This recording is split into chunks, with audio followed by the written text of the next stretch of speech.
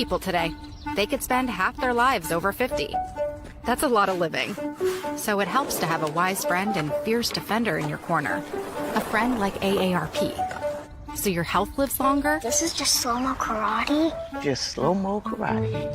Your money lives longer. I just bought that. I just sold that. And your happiness lives longer. That's why the younger you are, the more you need AARP. Join today. Welcome to AARP Illinois' virtual event. It's so wonderful to have you with us. AARP is on a mission to connect with individuals across various communities, especially those aged 50 and above. We're here to listen, understand, and address the unique needs of you and your community as we age. Our goal is to enrich your experience by expanding our local activities, providing opportunities for you to discover and engage with all that life has to offer right here in your own community and virtually. As we journey through today's event, we invite you to consider joining our dedicated team of AARP volunteers. It's a chance to make a meaningful impact and help us better serve those 50 plus across the nation.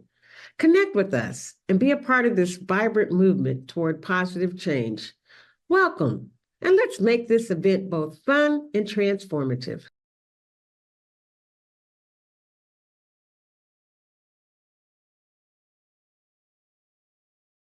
Welcome, everyone. Welcome to this special AARP Illinois presentation of Disability Pride and the ADA 35th anniversary. We are reflecting on a major milestone today. It's been 35 years since the passage of the Americans with Disabilities Act, or the ADA. And we are so honored to be joined today by Karen Tamley, President and CEO of Access Living in Chicago, to explore the ADA's legacy and future. So Karen, welcome. As we just said, 35 years since the passage of the ADA. Can you just say a little bit about what this milestone means to you personally and professionally? Yeah, Adam, thank you so much for having me. It's an honor to be here. And I'm Karen Tamley. I'm the president and CEO of Access Living. I have also used a wheelchair all of my life. I was born with my disability. And so this week, where we're celebrating the 35th anniversary of the passage of the ADA, is really particularly meaningful to me as someone who grew up before we had the ADA, and as someone who experienced many barriers in my own lifetime. The ADA is really one of the most sweeping civil rights laws that we have in our nation that has opened up so many doors of accessibility and inclusion for people with all types of disabilities across the U.S. It was really the first law that not only granted rights to federally funded programs and services, but also opened up access, most importantly, to the private sector. Things like employment and access to public accommodations, such as stores and restaurants and movie theaters and the like. It granted access for people with all types of disabilities to receive accommodations that they need to participate fully in American life. And so the ADA's impact over these last 3.5 decades is monumental. And it's wide and deep and has impacted millions of Americans with disabilities. Yeah, so let's go back to 1990, thinking about so much has changed, like you said, but you mentioned employment and access to public and businesses, and so much public space has been opened up to us. But what were like some specific barriers and challenges that existed to people with disabilities accessing those things before the ADA was enacted? So before the ADA, people with disabilities had no protections in the area of employment.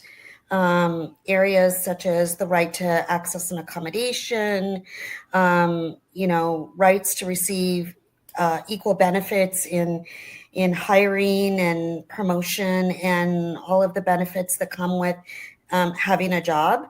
So that is one fundamental, really important piece that opened up economic opportunity for people with disabilities. But it also has opened up, and broken down societal barriers. So as someone with a disability who has used a wheelchair all of my life growing up prior to the ADA, I couldn't get on the public bus with my friends in high school because none of the buses had lifts. I couldn't cross a street because there were no curb ramps at the end of sidewalks. I had to be carried into restaurants and stores by my friends and family, could never use a public restroom because they weren't accessible and they weren't required to be accessible. All that changed when the ADA was signed into law and went into effect. And so those are some real life examples of how this law has fundamentally changed not just my life, but the life of millions of other people with disabilities. I can now ride any bus in the US with a lift. People who are blind and low vision have new access like they didn't have before. We have captions on TV screens. The list goes on in terms of the impact that the ADA has had on the lives of our community. No, that's very helpful context. Thank you. So for folks who may not know, or especially for folks who live outside the Chicago area, Access Living has long been a leader in the disability rights community and the movement. Can you talk a little bit about the role that Access Living played specifically in the fight for the ADA and its passage and the work that's been done since shaping its implementation? So Access Living was founded in 1980, 45 years ago, this month actually. And so we were founded 10 years before the ADA was even signed into law. And the work of Access Living had a very significant impact in the lead up to the passage of the ADA. Our founding CEO, Marco Bristow, played a really critical role in not only drafting of the language of the ADA, but also was a leader in the advocacy that was necessary to push the ADA over the line and secure its passage back in 1990. And so Access Living has a long and historical role in disability rights, but in the passage of the ADA specifically. The other thing that, was really important in our history and our work was the lawsuit that Access Living filed against the Chicago Transit Authority to get lifts on buses. And this case was filed back in the 80s. For decades, disabled people haven't been able to ride public transit because it hasn't been accessible. And much of the activism that was starting to happen in the 1980s around getting access to public transportation happened here in Chicago. And so much of that, the protests against our transit authority, the lawsuit, all of that in many ways helped pave the way for the transportation provisions that are now part of the ADA. I will say, coming full circle, this morning I was at the ribbon cutting for the new Red Line stations. And as of today, there are 4 brand new Chicago Transit Authority stations that just opened up, and all 4 are now finally accessible. These are over 100-year-old stations that have never been accessible to anyone with a disability because they didn't have an elevator. And, it brought tears to my eyes, quite frankly, and made me reflect really on the fact that this is the power of the ADA. This is the power that when we rehab a train station, it's the ADA requirements that require it to be accessible. And now we have elevators at 4 new transit stations that will open up new opportunities for people with mobility disabilities and the community at large. So that's a today example of the power of the ADA. That's a great example. Thank you so much for sharing that. Yeah, those changes are a long time coming. So, I've heard it talked about in the community that access benefits everyone, which is something that is true and that we believe. But as AARP thinks about the folks we serve, folks who are 50 plus, who are entering the middle and later part of their lives. We know that many older adults do acquire disabilities as they age. So you talk a little bit about how the ADA and work around the ADA has helped bridge the gap between the aging community and disability rights. Yeah, absolutely. And I think it's just what you said, that as we age, many of us acquire age-related disabilities, right? Mobility loss of hearing or vision. So we have an ever-growing population of people with disabilities that do need, or in the very near future will need, accessibility features that are guaranteed by the ADA. Just simple examples, as we age, we might need a ramp deployed or a bus step lowered. We might need a stop announcement on a train, an assisted listening device at a theater, or grab bars in a public bathroom, or even captions on your favorite TV show. These are all examples of accessibility features that are guaranteed by the ADA, but will help all of us, particularly as we age. And so I think, it's these access features that are really that unifying bridge between those of us with disabilities now and those of us who are aging and aging into disability, and how this law is really going to continue to allow people to be active participants in their communities until however long they want. And much of that is possible is because of the access guaranteed by the ADA. Yeah, that's great. Thank you. So you've already given us a handful of really great personal stories and examples, both from your own life and then all the way up to this very minute, right? With the 4 new red line stations opening on the north side of the city that were so long inaccessible. But is there any other stories or examples of how the ADA has brought tangible improvement to someone's life, either someone or again, a story from your life or your family's life, through housing, employment, transportation, or something similar? Mm-hmm.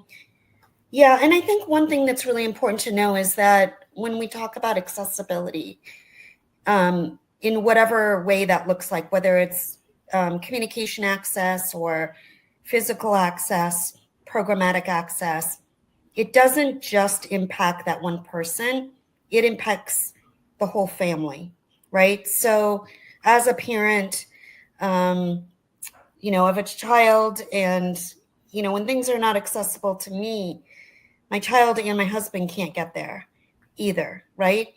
So it stresses the importance of, I think, that the monetary, value of disabled people being able to really, participate in their communities, that it's not just a financial loss. If I can't get into a restaurant or access a hotel or, some other form of entertainment, a concert, it's the entire family or your friend group that is also impacted. And so I think it's really important to think about that the ADA isn't just impacting those of us with disabilities, the impact both in terms of barriers and economic is much greater than just on its face. And so I think, when we think of real life examples, we think of the ability to travel, hotel rooms, we think of riding the bus, getting access, we think of captions on television, we think about, access for folks that are blind and low vision in terms of navigating, and, the benefits to our community and to people with different types of disabilities are very broad, they're wide, and, but yet they're guaranteed. And so I think that that's really one of the most important things, is that the ADA isn't just about the rights that we have. It's about the ongoing ability for us as a community to continue to enforce those rights and make the accessibility in our lives reality. Yeah, that's great. Thank you for sharing that. So despite all the progress that we've discussed so far, several barriers do still exist, whether they're things that aren't directly addressed by the ADA, or it might be problems with enforcement. What are some of the most persistent challenges that the disability community continues to face today? I think one of the most important and glaring areas that need addressing is economic opportunity. We have Title I of the ADA, which protects the rights of people with disabilities in employment, right? But I think we still have a long way to go to make sure that people with disabilities and our unemployment and underemployment rates are significantly reduced. We still have too many people with disabilities that are living so far below the poverty line that is something that is still an issue for our community. I think technology is another area. When the ADA was signed into law 35 years ago, the internet didn't exist. And so there were never any provisions that required accessibility to websites and to other digital platforms. And that really remains a big challenge, particularly for folks that are blind and low vision. How many websites and digital platforms still remain inaccessible to our community is a big barrier that needs addressing. Housing and the need for community-based services are two other areas that I think is really, really crucial for community inclusion and participation. We still have, even though the ADA covers a little bit of housing, it's mostly covered under the Fair Housing Act. But if we're talking about just the larger systemic barriers that our community face, it's lack of availability of affordable and accessible housing. And it is still the lack of community-based services that allow people with disabilities to live with the supports that we need in the communities of our choice. One of the really, really important provisions of the ADA is the integration mandate that really talks about people with disabilities being able to live in the community, with the supports that we need in the least restrictive, segregated environments, right? And that means our community needs options to live outside of nursing homes or institutions or other segregated settings in the communities of our choice. And so that integration mandate under the ADA is such a powerful tool to continue to fight for more community-based services that people with disabilities need to live in the neighborhoods of their choice and not be, unfortunately, forced to live in more restrictive environments. So I would say that those are some of the big challenges that remain on the plate of disability advocates in the decades to come.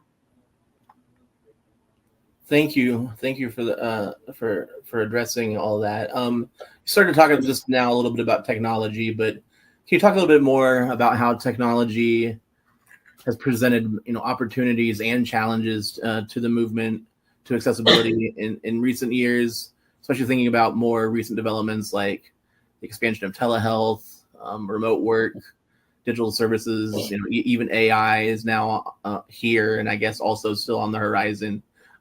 As all these new technologies continue to proliferate and change the world at large, how are they changing in positive or negative ways the disability community? Yeah, technology is a double-edged sword. It has the power to open up new opportunities for people with all disabilities. And it has opened up opportunities for people with all types of disabilities. But it can also dramatically exclude people with disabilities. And you think about, I mentioned earlier how when the ADA was signed into law 35 years ago, the internet did not exist. There wasn't digital platforms like there is now. There wasn't websites. And so unfortunately, the ADA didn't necessarily speak to accessibility of the internet. Since then, there has been a lot of attention on ensuring that, websites are accessible. There was a Department of Justice rule that took effect in June of 2024 that really aimed to ensure that state and local government websites and mobile apps are accessible to people with disabilities. And there's been a lot of effort just at state levels and at the international level to ensure that websites are accessible to people with disabilities, including and particularly for people who are blind and low vision. But we have a lot of work to do in that area, a lot of work. It's estimated that only about 2% of websites across the globe are accessible to people with disabilities. And if you think about, websites as your virtual front door, how much our accessibility work must shift from the physical built environment to the virtual environment, and how important that is to opening up access to information, employment, resources to people with disabilities. And there's a tremendous digital divide in the disability community that really became clear to us during the pandemic. And I think this really is impacted by the high rates of poverty that people with disabilities face. Many, many in our community live far below the poverty line and cannot afford devices, cannot afford laptops and smartphones and internet connectivity.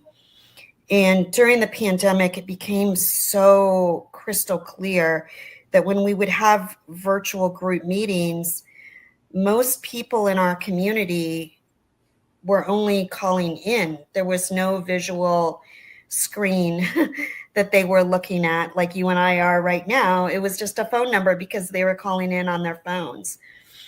And so Access Living started a digital divide program to begin to help get folks with disabilities access to devices, digital connectivity, and digital literacy. Because as you know, Adam, you can't really operate in this world without access to technology. It's hard to get a job, to find a place to live, to access your community resources, to stay in touch with your family who may be long distance. We take for granted the ways in which we use technology, but it's important to understand that technology is still not widely available and used by many, many people with disabilities. And so we have a really wide divide that we need to close. But I think technology also offers such a promise to people with disabilities. I know people with disabilities who have very, very significant disabilities, might only be able to move a finger and use a power wheelchair, but can carry out their activities of daily living just through voice command. They can turn on their coffee pot and open their front door and turn on their lights because of what, voice activated technology, as an example, has allowed us to be able to do. And so I think it's a double-edged sword, right? It's hope and promise and increased access. And yet we have a lot of work to do to really just close this digital divide as well that our community is still facing. That's all very, very true and important for folks to understand. Thank you. So these last few questions, we started to talk a little bit about some specific things that need to be addressed looking ahead. But when you think about the next phase of the disability rights movement, what does it look like to you, big picture? Like, what are the big picture priorities, or what's the roadmap, do you think, looking forward as a leader in the movement for the work to come, and even for the next generation of advocates who will be coming up in the years to come? Yeah, I think the most important thing is that we cannot take these rights for granted. These were very hard-won rights. And I would encourage everyone to look at the PBS documentary that just came out called Change Not Charity, because it really is a really important historical piece of everything that led up to the passage of the ADA back in 1990. And you will see how hard won these rights are. It's not enough to let this incredible civil rights law just sit there. We have work to do continuously to educate on what the ADA means, to educate on what compliance looks like, and to use the ADA continually where needed to enforce our rights. And I think now more than ever, Adam, as we're seeing cuts to many of our federal programs and some beginning of the cuts I would say the weakening or threats to some of our rights, we need to protect the ADA. It's not enough to just let it stand or sit for another 30 years. We have to be active and vigilant and talking about its importance to the lives of millions of people and the changes that it's made to our society. We have to protect these rights. We have to be vigilant in preserving, the fundamental purpose and intent of the ADA, which is about breaking down walls of exclusion and opportunity and independence.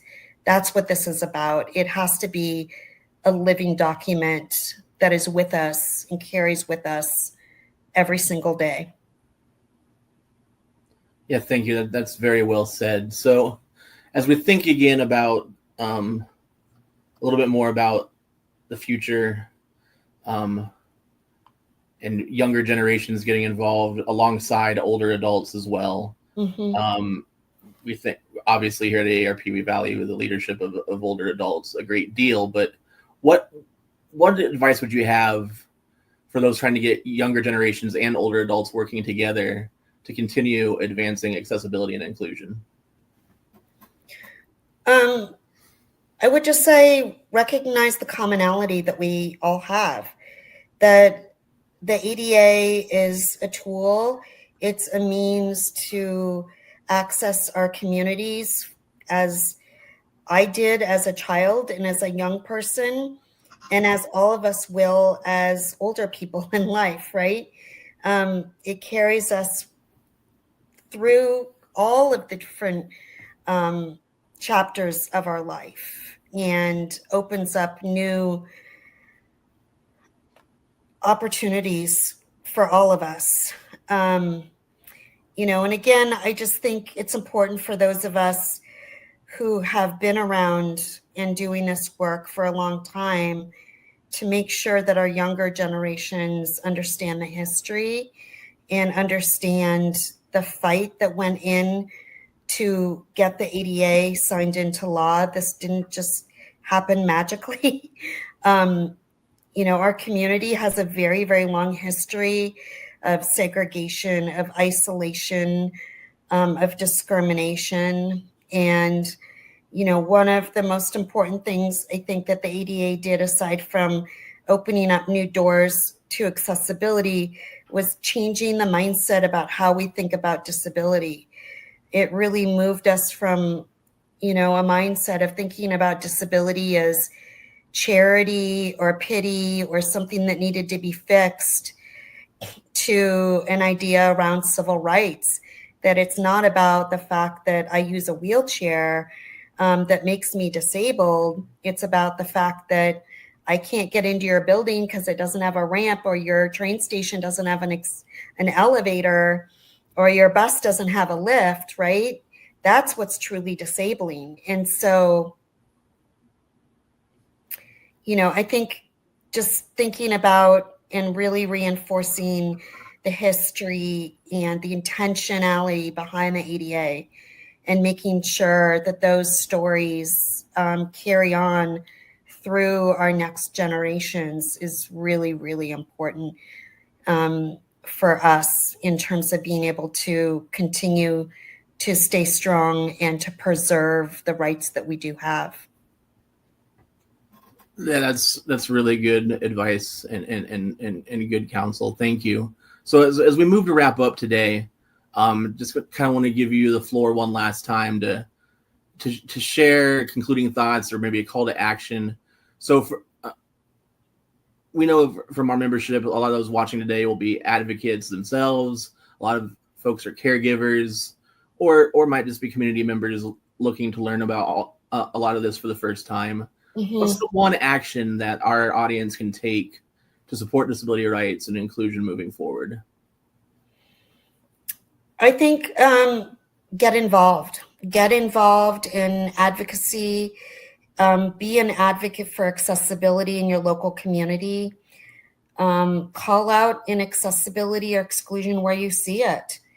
I don't think you have to have a disability to be a disability advocate.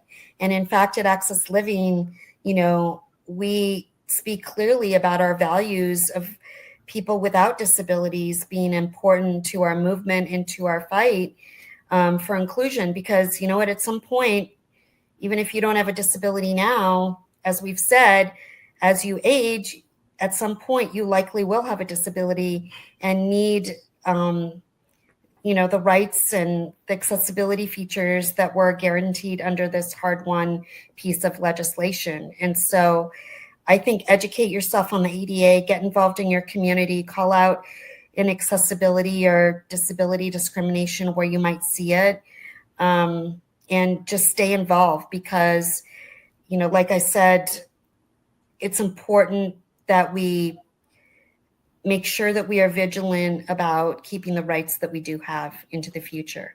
I'm gonna have we're gonna have to back up a second. Sorry, I had a kid just come in. That's okay. Okay. All right. We're starting out with a response to that. Okay. Thank you, Karen. Thank you so much for that that closing call to action. That's very important. So, Karen, I want to thank you so much for your time, for sharing your insights and your stories today. The ADA's legacy is so powerful here in Chicago through the work of Access Living in particular, but also nationwide because of all the work and history that you started to tell us about. And it's so clear that the work continues and there's so much left to do. We appreciate your time and leadership. And again, just thank you for being here. For our audience, thank you for joining us today. Thank you for taking in this program. And we hope that you'll continue to learn more about the disability community and the ways you can get involved in your community, wherever that is. I want to thank you all again for your time, and that